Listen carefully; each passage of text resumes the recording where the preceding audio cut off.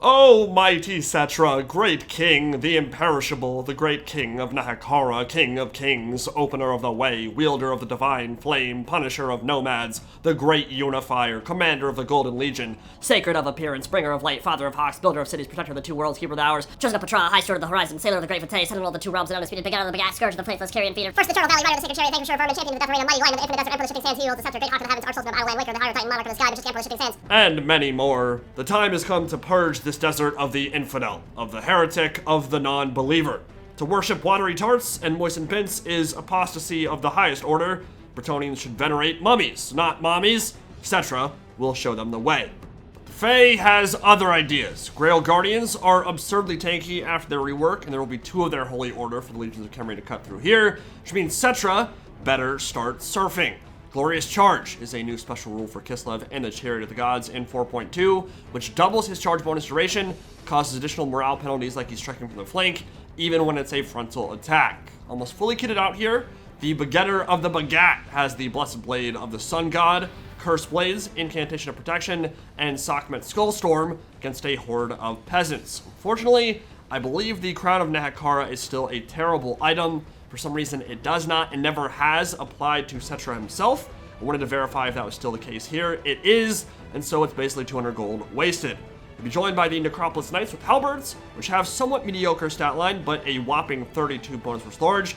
Means if they engage the right targets, like those Grail Guardians, they should be quite deadly. Tomb Guard and Skellies in support, and a Casket of Souls to drop Witchfire from the heavens, smiting those poopy peasants where they stand. On the other side, the Fae, looking fine as per usual. Her radiant glow gives her people life, literally, while Silveron takes it from them with its goring horn, just like Cabin in the Woods. Chalice of Potions, Regrowth, and Mist of the Lady appears to be missing favor of the Fae for some reason, which I personally would not skip. Plus 40 melee attack for your Grails is somewhat bananas, but this is legit a peasant swarm here. Grail Relique, Holy Wardens, a few more Battle Pilgrims, of course those Grail Guardians with the Trebuchet in support, but 10 million peasants otherwise, arrayed like a true crusading army. And the banners of Paravon, gold and black, just like Wiz Khalifa likes it, marching to war in the deserts of the Khemrikhara. Can Settra carry the day, or will it be the Fae's turn to win a crusade? Grail Guardians are much more capable now of warding off single entities because they have innate AP, which they did lack previously. So if they were to fully surround the Imperishable, he would indeed very quickly perish, but he has enough speed to easily withdraw if they move out. You'll see them coming from a mile away. Instead, he can drop Skull Storms in the middle of this formation, start whittling away at the numberless hordes, and against low LD infantry like Men-at-Arms, that is where Glorious Charge should really shine. His hit chance should already be maxed out, essentially, with 100 charge bonus, but now that duration is doubled, which means easier killing for longer after impact, and he can easily break these units, which leads to easier disengaging and cycle charging too. So it all kind of snowballs to allow him to rack up an absurd amount of kills really quickly, and that is what is going to characterize the early game here. Grail Guardians can move up and push him back, but if they blob up around him, that opens them up to the Casket of Souls and its magical attacks. That Deluge could put in some whooping on them if they're not careful. That's why Paladins are so commonly seen with the Fae. Provides her with some more protection, of course, but gives Bretonnia some dueling options against scary monsters and charging Chariots of the Gods. Classic tactic here, send in a single entity, bombard it with artillery, blow those peasants to Kingdom Come. It is a target-rich environment for the Roomba of Doom, and the Grail Guardians are getting tired of it, so they will move up. Definitely a good start for the Tomb Kings here. They are putting a whooping on this peasant horde, and they have a lot of gap to close. This is a very choke pointy map, and a lot of distance between the two deployment zones, so Bretonnia has a long way to march. They'll try to force the Tomb Kings into melee with some trebuchet fire of their own, but will that really force the Tomb Kings to cross quickly? Probably not with only a single one. The Casket is outputting a lot more damage and is frankly much better for killing hordes of infantry, which is something that characterizes both armies at the moment. Even for the Tomb Kings, a lot of Tomb Guard, a lot of Skeleton Warriors. Bretonnia has to clear those out, and to do that, they need to eliminate those Serpent Knights. Another Skull Storm from Settra, sucking souls and turning innards into outards. Grail Guardians pushing into the Tomb King's zone of control in their haste to mulch Settra, which will force him to retreat. He does not want to stick around in that spot for too long. And a really nice vortex veered back towards those battle pilgrims and archers as they fled. Ended up blending a bunch more. And Bretonnia appears to be in disarray. Single charge from the Chosen of Ptra. Probably good enough to rout maybe like half the units on the field right now. So Paravon has to seek a fight to start turning this back in their favor, bring it back to even, because their foot soldiers are just getting julienned, straight up shredded and jammed. The Casket of Souls is not done yet. Now the archers are into its zone of control, into its range, and yeah, I mean, that's an artillery unit that's really good for clearing out massed archer fire in the back line without needing direct line of sight. It just fires over the top like a mortar. And it can't be dealt with by Bretonnia, not by sniping and not by Grail Guardian charges until those Necro Knights have been fought, killed, slain, and crumbled. They're posturing up in the rear, playing defensively for the moment alongside the Tomb Guard Halberds, which makes a lot of sense. They don't need to get aggressive. They just need to play defense and wait for an opportune moment to strike. Hopefully the Grail Guardians, from their perspective anyway, will over-pursue and take a not particularly well thought out engagement. Now the Wrath of Ptra unleashing the power of the sun, and Bretonnia into melee now with their battle pilgrims, which should perform quite well against the vast majority of the Tomb King's infantry, except those Tomb Guard skeleton warriors will not handle themselves particularly well against battle pilgrims, especially not the Holy Wardens of Lemma Sentinel Abbey. Grail Guardians retreating because they realize they don't want to take a fight with the Cobras quite yet. They need to do something, because Settra is not going to allow these foot troops to be alive for very long. Bretonnia is going to start turning the melee fight in their favor, though. I'm actually not sure who would win between the Holy Wardens and Tomb Guard, just a generic version of them. I think the Holy Wardens might do pretty okay in that matchup, especially if they had a little bit of support or healing from the Fae. Blessed Blade of Ptra, dumpstering the melee stats of those battle pilgrims, but you can see the skeletons are already crumbling out all across the battle line, pushing through pretty quick. Grail Guardians backing all the way up, Spear Men-at-Arms plugging up the left flank, and here comes a Comet of Casandora, Chalice of Potions from the Fae Enchantress, and it will not be noticed by the front line. That should not only hit the Skeleton Warriors, but also put the flank of the Tomb Guard.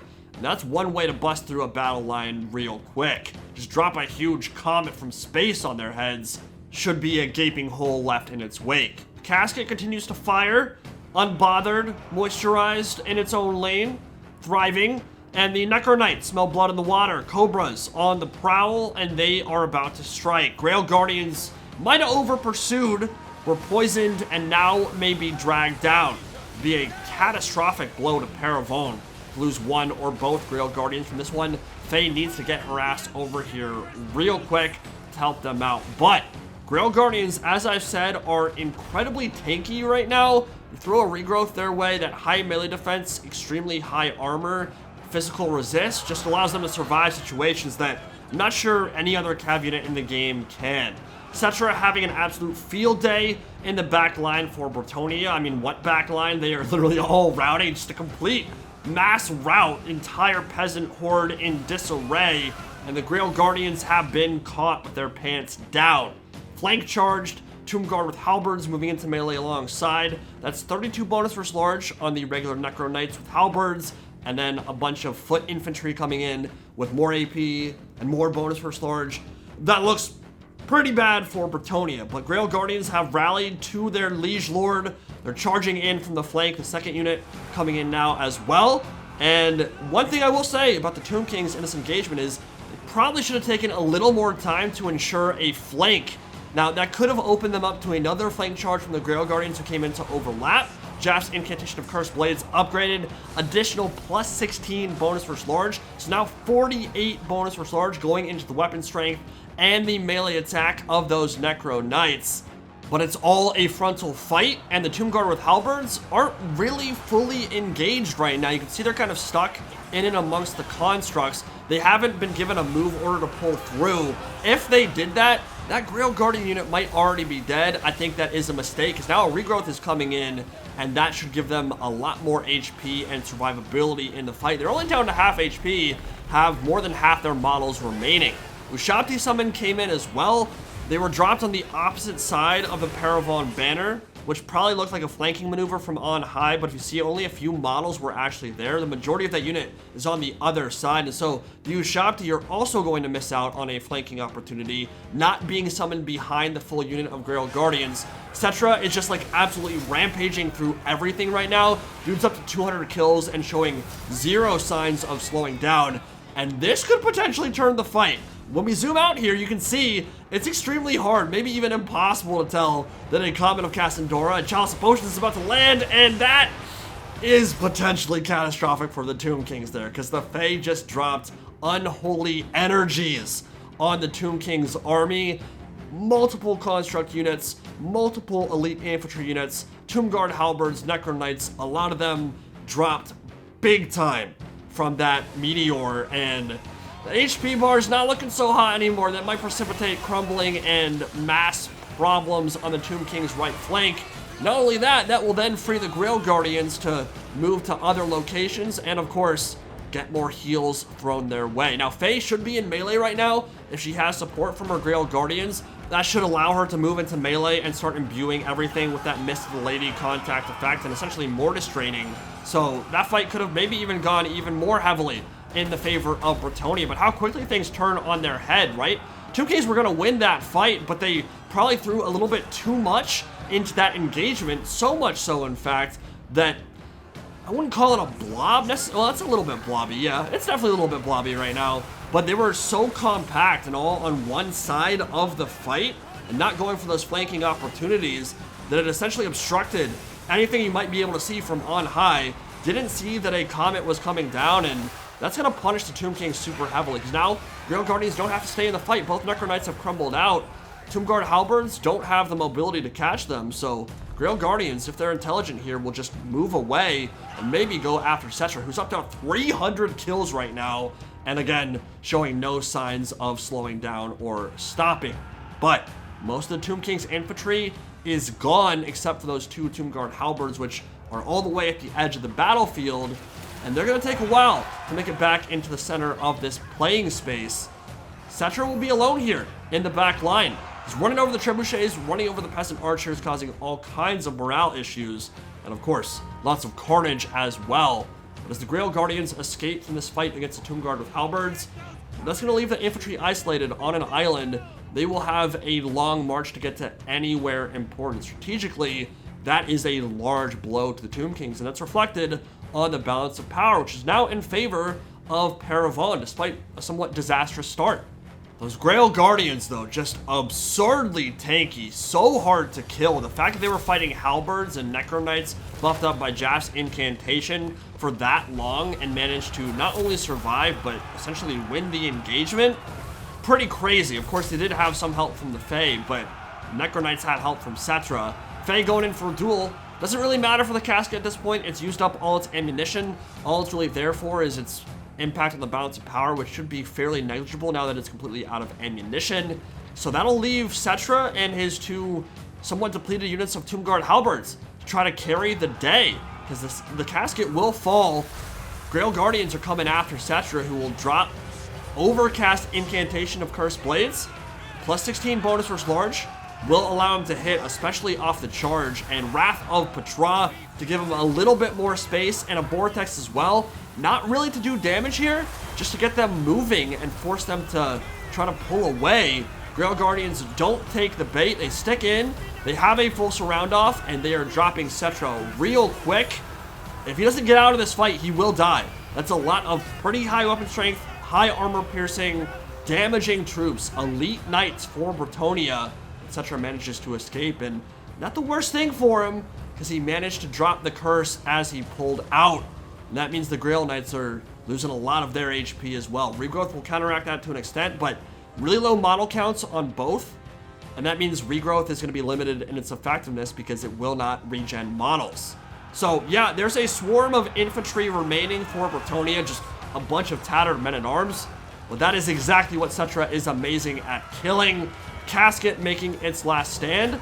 That's mighty. 21 melee attack and 15 melee defense. Oh, it's gone.